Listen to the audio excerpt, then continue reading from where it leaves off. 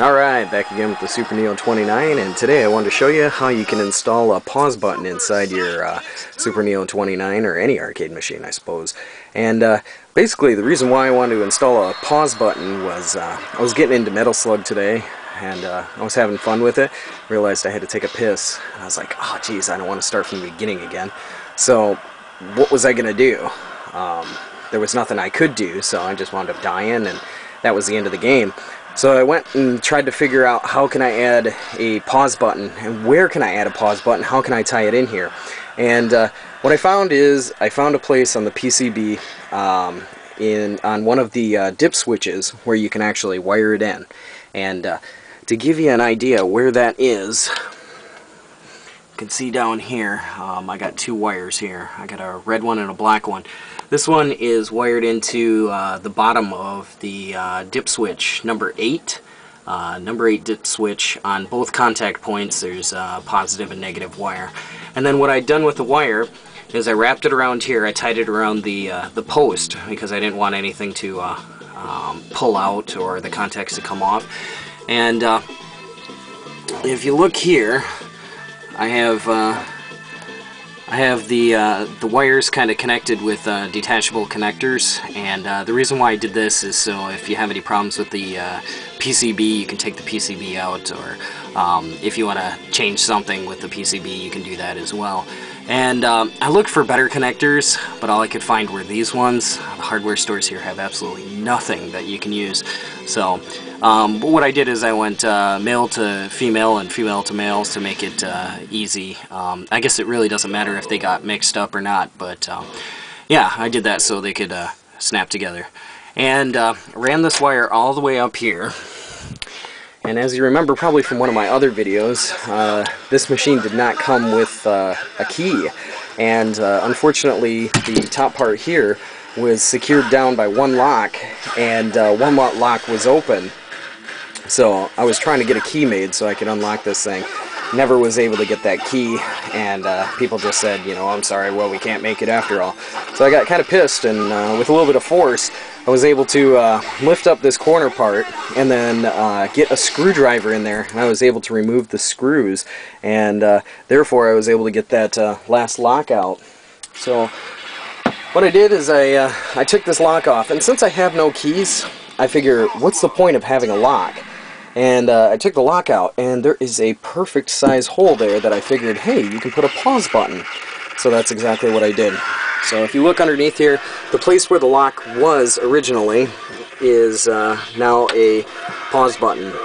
Kind of looks like one of those emergency fire missile buttons. But this button is one of the push-in and lock buttons here, and it'll lock the game in place.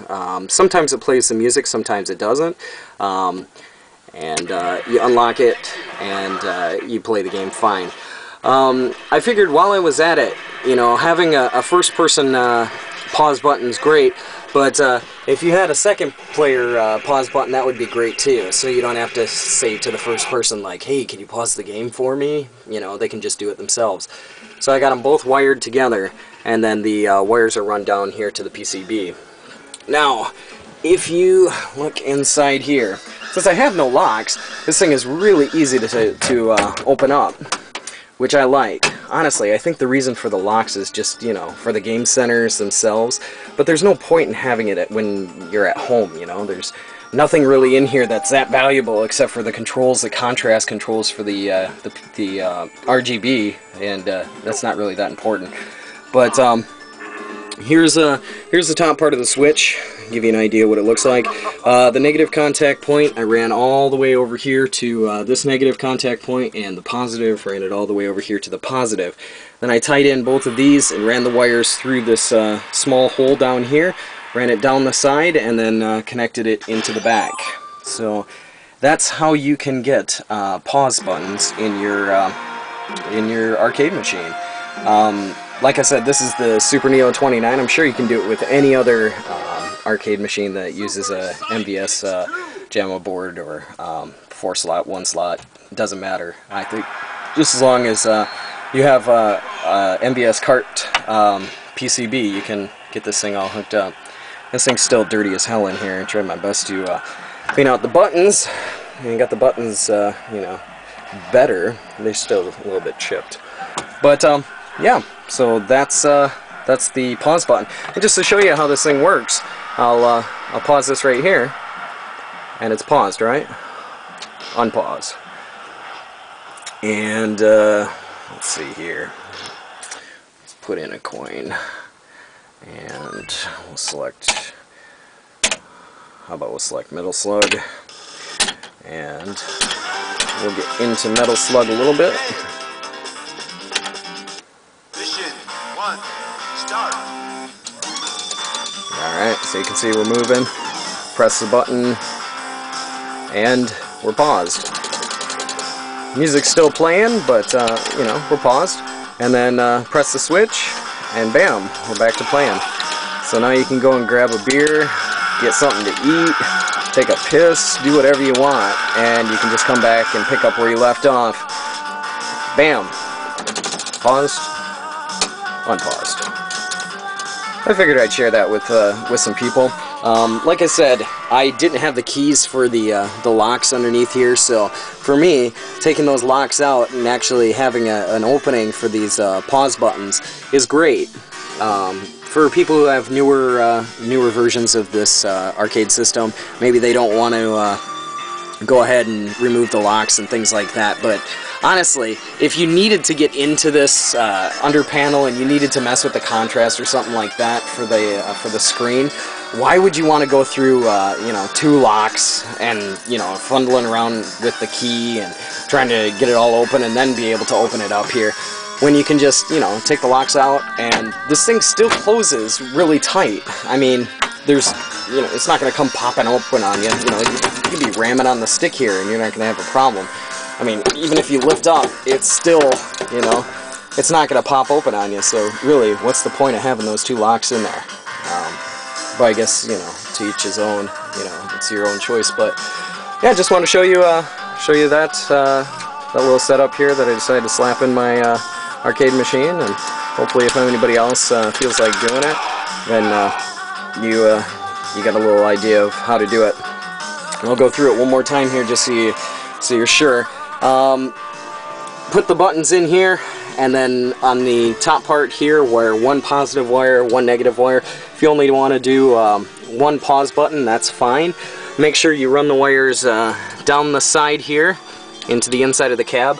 Now I made sure that these wires were just the length of the system, or the what the hell am I trying to say? Just the length from the top down to the PCB. I didn't want them to be too long because I didn't want them to be all wrapped around in here. So there's a little bit of slack, but not much. And then find a way to add some connectors to it, so you can disconnect it or reconnect it if you have a problem or you want to take it out. And then I guess the most important point is to look for the number 8 dip switch here, and on the bottom side of this PCB, wire 1 positive to the 1 connecting point and 1 negative to the connecting point. It's not that difficult. Those 2 points are a little bit small, but anybody who's ever tried to put in a mod chip, 16 wire, 9 wire, even a Wii mod chip, this is a piece of cake. It'd take you, I don't know, all of 5 minutes to do. But yeah, it's a pretty simple job. And then, like I said here, what I did is I wrapped it around the post. I actually tied the wires. You can kind of see they're in kind of a knot. And the reason for doing that is just because I didn't want the wires to break the connection when you disconnect them.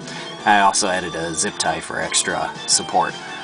But yeah, so that's all this video is about. If you have any questions, feel free to email me or anything like that. But like always, I'll put up another video here soon, so thanks for watching.